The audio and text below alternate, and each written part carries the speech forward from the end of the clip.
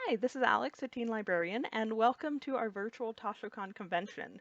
I know this situation is a little bit different than we're used to, but we're still going to have a lot of fun doing it this way, and it will also give you time to go through the crafts at your own pace, and that at least I think is a good thing, because then you don't have to rush.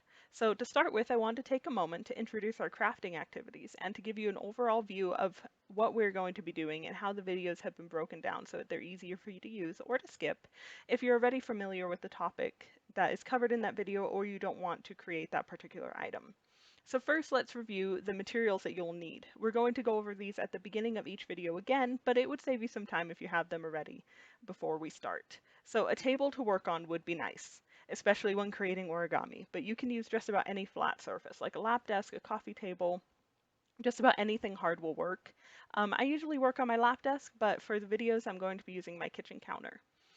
If you're going to create any of the plushie characters, you're going to need felt, skin-colored felt if you're doing human characters, fabric scraps, needle, thread, wire, scissors, glue gun, or white Elmer's glue if you don't have a glue gun.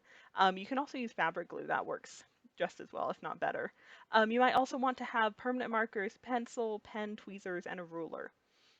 If you are going to print out the patterns, then you'll need to print those. Otherwise, if you want to create your own, then you're going to need plain white paper to draw them on.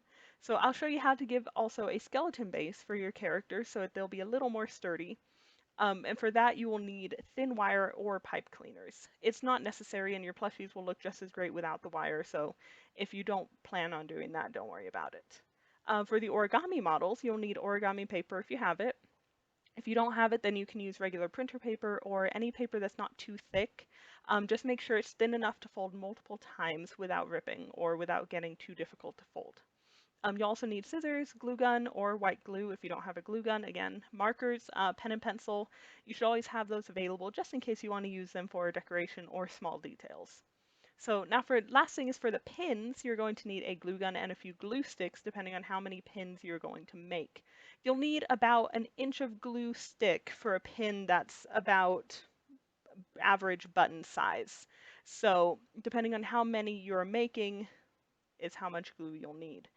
You also need an image of your choice, which you can draw or print out depending on what you want to do. And then you need it cut to the size and shape that you want it.